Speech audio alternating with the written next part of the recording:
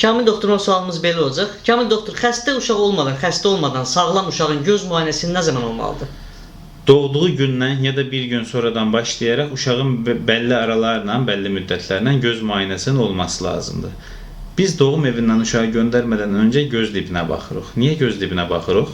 Çünki gözün dibinin ağ ya da qırmızı çəhrayı rəngdə olub olmaması əhəmiyyətlidir. Bu bəzən ananın hamiləlikdə keçirdiyi infeksiyalar, xorioretnit dediyimiz bir klinika ilə qarşımıza çıxa bilir.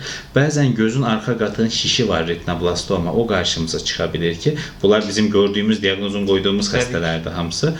Bir də katarakta, yəni mirvari suyu deyirlər, ağ göz. Uşaqlarda da olur. Doğumda ola bilir, doğduqdan sonra ola bilər. Demək ki, doğumda sadəcə baxılması yetməz. Biz poliklinikdə kontrolumuza gələn uşaqların hamısının gözünün dibinə bəlli aralarla baxmağa davam edirik. 6-cı həftədə gözündə doğumda keçib, 1-ci ay kontrolda normal gəlib, biraz inkişafı geridən qalıb qusmaları olduğu üçün bir 15 gün sonra kontrola çağırıb, yəni 6-cı həftə kontrolunda, 1 ay yarım kontrolunda uşağın katarakta gördüyüm xəstə ilə də qarşılaşdım və buradan yola çıxaraq bir metabolik xəstəlik diaqnozu qoyduq. Əvvəl normal idi, sonradan pozuldu. Onun üçün bəlli aralarla bunların standartları var, ona görə biz baxırıq. Sonra çəpgözlük istiqamətində bəzi müayinələr olunur. 6 aya qədər fərqli müayinələr olunur. 6 aydan sonra örtmə testi dediyimiz xüsusi bir test var, o olunur.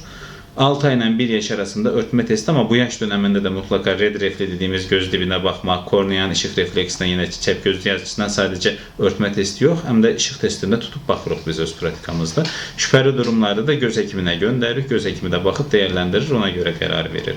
3 yaşdan etibarən qırma qüsurları, yəni yaxından görmə, uzaqdan görmə, bir də görmə tənbəlliyi, amblopiya dediyimiz xəstəliklə əlaqədar da müayinələr olması başlayır. 3 yaşda keçdi, 4 yaşda olmayacaq mənasına gəlməz. 3, 4, 5, 6 yaş hər il müayinə olunması lazımdır. 6 yaşdan 12 yaşa qədər 2 ildə bir müayinə olunması lazımdır. 12 yaşdan sonra da 3 ildə bir 15, 18, 21, 22 yaşa qədər də bu görmə tənbəlliyi istiqamətində müayinələrin davam etdirilməsi lazımdır. Gördüyümüz kimi bu xəstəliklər, o yaş qrupunda uşaqlar deyə bilməzlər, şikayət edə bilməzlər. Biz diaqnozun qoyduğumuzda gec qala bilərik. Bir də biz ətraf mühiti qavramamızı təminləyən ana orqanımız gözdür.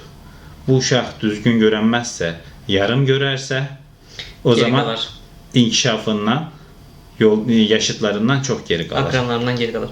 Bəli. Təşəkkür edirik Kamil həkimə. Sağ olun. Hələlik, sağ olun.